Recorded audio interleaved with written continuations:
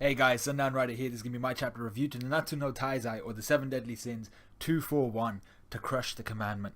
Now this chapter, it went exactly like how I said it was going to go last week. If you look at my review, you'll know exactly what I'm talking about.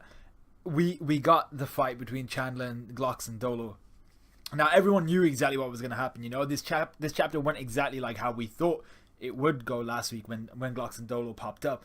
It was a feelsy chapter though, and with both Glocks and Dolo still bearing the guilt of betraying Elizabeth and Meliodas, they fight. And I was like, yo, man, this chapter was actually really good. I really enjoyed it, and when I read it through the second time again, I was like, yo, man, this is actually a really good chapter. Considering like there was a full page, I think, spread where there was actually nothing being said. There was no dialogue.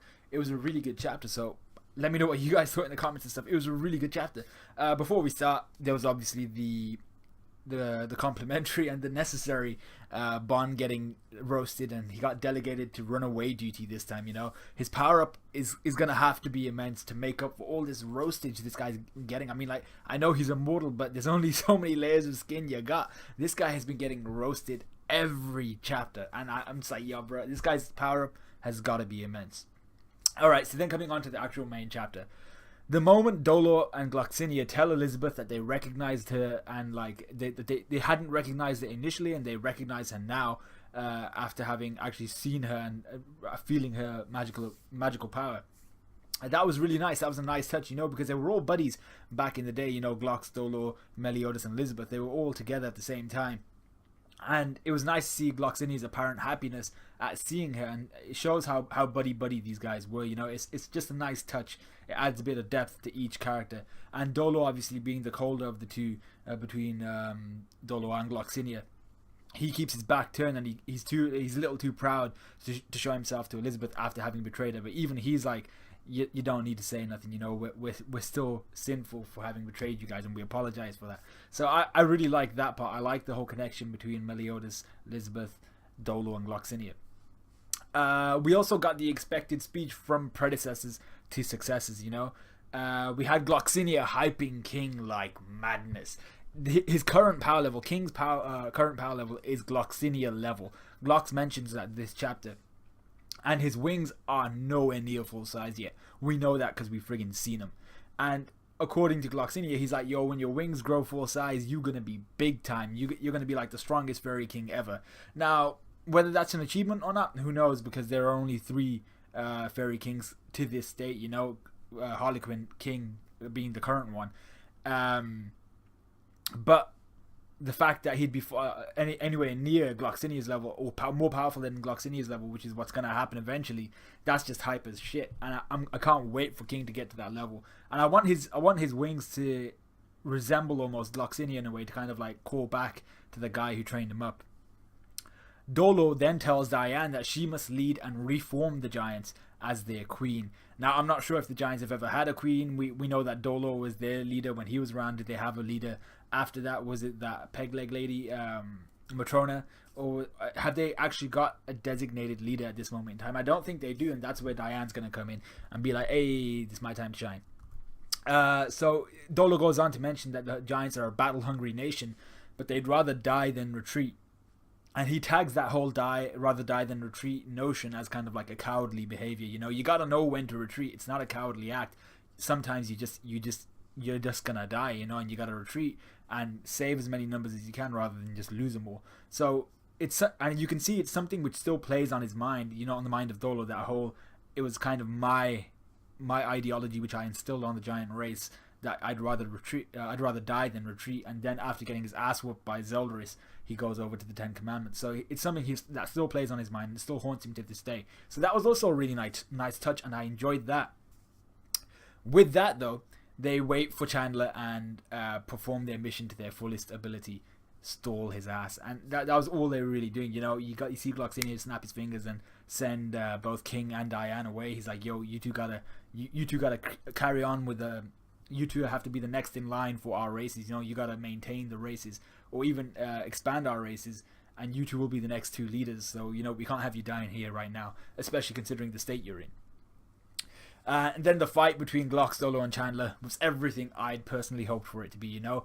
Glox and Dolo, I said last chapter, all I wanted to see was that Glox and Dolo could work perfectly in conjunction, you know, or at least well enough in conjunction to show that they've worked in conjunction before, like with Ace and Luffy. And that's what we got. Glox and Dola are working in perfect unison with one another. And they landed quite a few hits on our boy Chandler. You know, he's getting hit by, like, he's trying to dodge, like, Gloxinia's vines and stuff. And then suddenly a rock will just fly out the ground and chin him and stuff like that. So that was really good to see. But in the end, Chandler proves to be too much of a beast. He's punching his way through freaking rock faces and shit. And he's even he takes a sting from the necrosis form of Basquias, the spirit spear of Gloxinia. And that the power of the necrosis form, which is that giant hornet you see, paralyzes the stung body part. Now we'll come back onto that later, but Chandler then also goes on to tear through the fusion attack, Ortree or Oredora, which can't be broken unless Gloxinia or Dolo die or cancel it. So the fact that he breaks through that without both of those two conditions being broken, you know, he's a monster. He's an absolute monster. So coming back onto the necrosis form of Basquias, that may come back to haunt Chandler later. You know, he got stung. He got stung in like the right lat or something like that, in the right side of his back, just off his spine, and whether like his sword arm, I'm not sure which. He seems to be both-handed, so I doubt it'll affect him in any way. And he seems to be very tough-skinned. He does bleed, so it did penetrate him enough to get into his bloodstream, but I don't know. I don't think it'll affect him that much.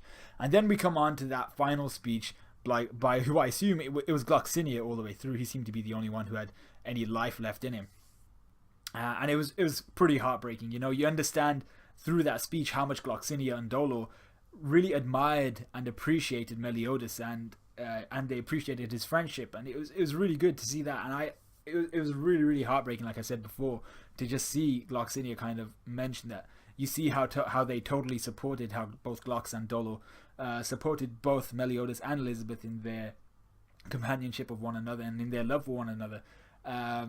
But once again, then you get to that tinge of regret where Gloxinia kind of knows. He's like, alright, this is where we're done. I won't be seeing them again, and I would have liked to have seen them again. So I was like, yo, man, jeez, this is getting too feelsy now. And then the part where he's like, I pray that one day you will be rewarded for all your suffering. So we have all that sadness and melancholy, knowing Meliodas' past as we do. You know, he wants to see Meliodas rise up and just be like, finish it all, and to finish their story. So that was all feelsy, and that's pretty much the end of the chapter. But the end of the chapter, we have Chandler making motions towards where the Sins must have run away. So the real question now is, who's gonna stop Chandler? The dude's an absolute machine, and like I mentioned before, will Basquias' sting have even affected him?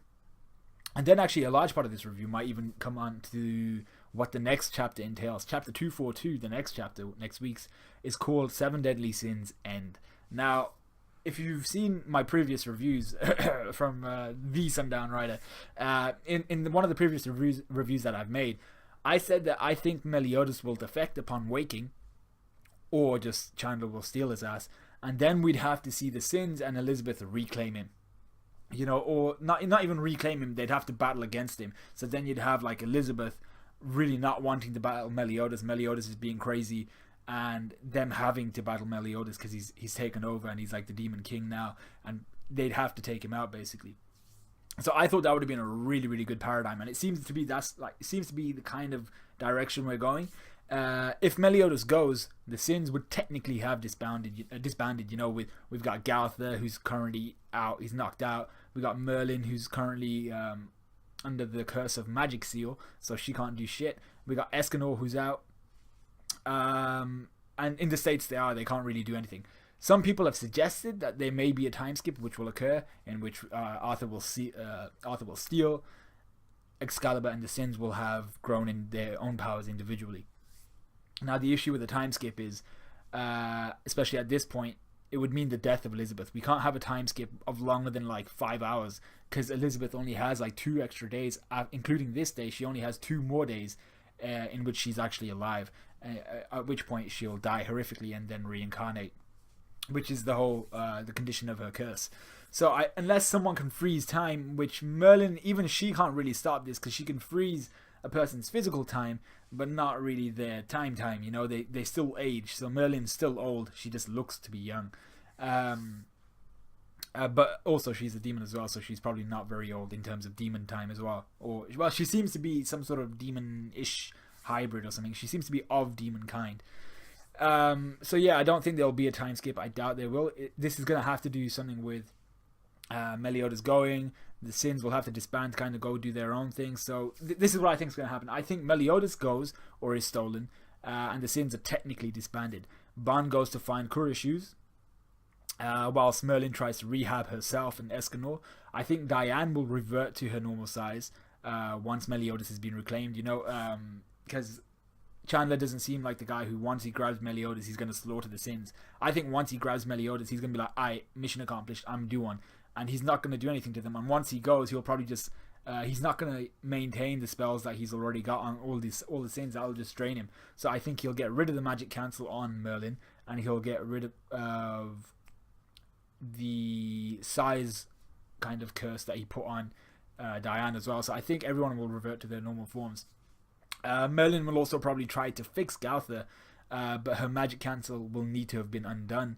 And I think that'll occur once Meliodas has been reclaimed. And maybe the thing with Galtha is his one's all complete like physical damage. He took physical damage because he ignored the curse, which he thought was broken. So he's gonna actually have to be fixed rather than Chandler's just gonna go and release him of his curse and he'll be fine again. He has to actually be fixed.